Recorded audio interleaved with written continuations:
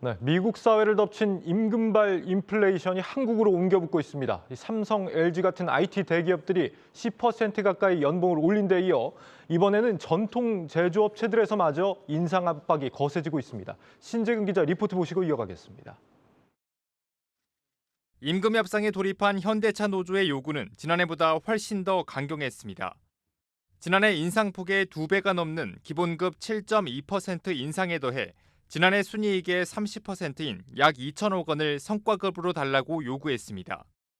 노동조합은 현대차가 번만큼 가진 만큼 요구합니다. 21년 6조 7천억 원의 영업이익을 달성했습니다. 타 대기업만큼 올려야 한다는 MZ 세대들의 요구도 있습니다. 개발자 대란에서 촉발된 IT 업계의 임금 인플레이션이 이제 IT 대기업을 넘어 전통 제조업으로 향하고 있습니다. 상징적으로 삼성과 LG그룹의 IT 계열사들이 10% 가깝게 임금을 올리자 다른 대기업들도 술렁이고 있습니다. 특히 천정부지로 오르고 있는 물가는 큰 폭의 임금 인상을 요구하는 또 하나의 명분이 되고 있습니다. 2008년 금융위기 이후 처음으로 소비자 물가가 5% 가까이 오르는 고물가 상황이 지속되면서 근로자들이 실제 손에 쥐는 실질소득이 줄었기 때문입니다.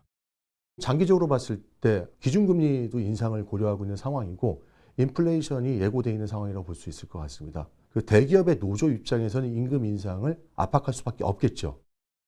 이미 노동계 양대 산맥인 한국노총과 민주노총은 올해 10% 가까운 임금 인상안을 확정했습니다.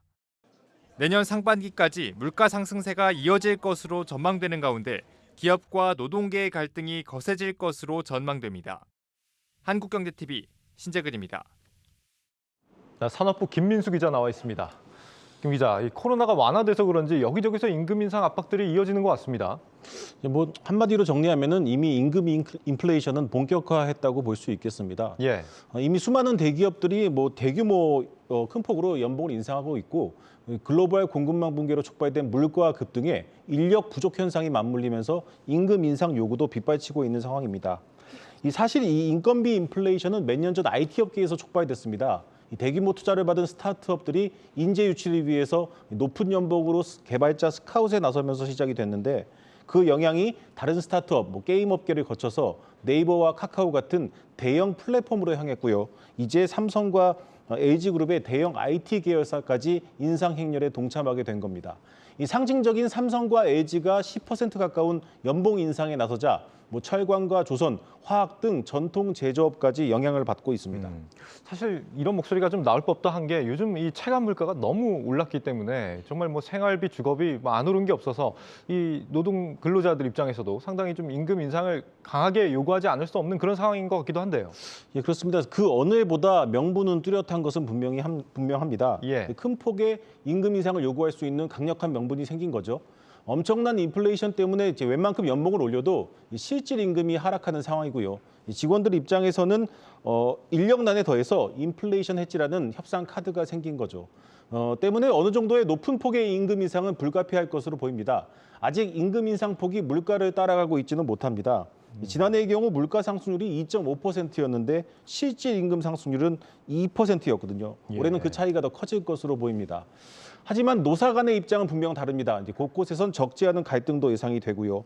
때문에 올해 춘투가 대규모 파업으로 이어질 것이라는 전망도 나옵니다. 특히 전통적인 제조업의 경우에는 임금 인상은커녕 이 구조조정이 필요한 것도 있거든요. 전 세계적인 산업 재편 속에서 더 이상 많은 인력이 필요 없는 것들이 속출하고 있습니다.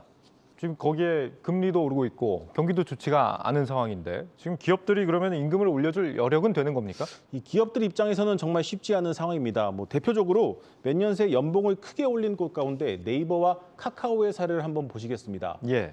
카카오는 올해 1분기에 인건비로 4,200억 원을 썼습니다. 1년 전보다 43%가 늘었고요. 네이버 역시 1분기에 인건비를 15%나 더 썼습니다. 실적 악화는 불가피했죠. 전체 영업비용에서 인건비가 차지하는 비중이 25에서 30%에 달한다고 하니까 올해 실적 악화 역시 좀 불가피합니다. 이 이익률도 높고 대표적인 성장 기업인 네이버와 카카오가 이 정도인데 다른 기업들은 말할 것도 없습니다. 부담이 클 수밖에 없겠죠. 특히 대중소기업 간의 연봉 격차가 크게 확대될 가능성이 높습니다. 이미 그 대중소기업 간 임금 격차가 지난 1년 새 2배에서 2.4배로 크게 확대됐는데 올해는 그 격차가 더 벌어질 것으로 보입니다. 그렇군요. 또 이 임금 인상분만큼 제품 가격으로 이렇게 전가할 수 있는 기업들, 우리가 이제 가격 결정력이 있는 기업들이라고 하는데 이런 기업들하고 좀 그렇지 못한 대다수 기업들하고도 좀 격차가 있을 수 있겠다 이런 생각도 듭니다. 이런 시점에서 지금 임금을 많이 올려주는 게 투자자 관점에서는 굉장히 좀 악재가 될 수도 있는 요소인데 또 이 근로자들 입장을 생각하면 또 절실한 상황이 이해가 되고 말이죠. 해법이 좀 있을까요? 사실 지금의 물가 상승은 뭐 경기 호황이 와서라기보다는 이 원자재 가격 상승 같은 이제 공급망에 문제가 생겨서 발생한 것이거든요. 예. 그 때문에 이제 고물가가 임금 상승으로 이어지고 임금 상승이 다시 물가 상승으로 인해서 다시 물가가 올라가고 결국 경기 침체로 이어지는 악순환에 대한 우려가 나오고 있습니다. 기업들 입장에서는 무작정 그 연봉을 줄일 수도 없습니다. 때문에 기업들은 이번 기회에 일하는 문화를 바꾸는 다양한 시도에 나설 겁니다. 특히 더 이상 연봉을 올려줄 수 없는 IT 기업들은 새로운 근무 형태로 복지 강화에 나서고 있습니다. 예를 들어서 네이버는 주 3일 출근이나 완전 재택근무를 선택할 수 있고요. NHN 클라우드 같은 경우는 파격적으로 주 4일 재택근무를 합니다. 예. 또 이 전 세계적인 산업 재편과 맞물려서 경직된 우리나라의 노동시장 개혁에 대한 목소리도 높아질 것으로 보입니다. 고용을 좀 유연화할 필요가 있다는 것이죠. 수차례 이제 이직을 하면서 연봉을 한껏 높인 직원을 정년까지 데리고 간다. 이 기업 입장에서는 상당히 부담이 될 수밖에 없습니다. 오늘 윤석열 대통령도 국회 시정연설에서 연금과 노동, 교육 개혁을 꼽으면서 지금 추진하지 않으면은 우리 사회의 지속 가능성이 위협받게 된다. 이런 말을 하기도 했습니다. 알겠습니다. 오늘 분석 제목과 해시태그 한번 정리해 보죠. 오늘 제목은 너도 나도 10% 임금 인상 딜레마로 잡았고요. 해시태그는 나도 공대 갈 걸, 실질 임금 하락, 내 월급은 이렇게 잡았습니다. 알겠습니다. 산업부 김민수 기자였습니다.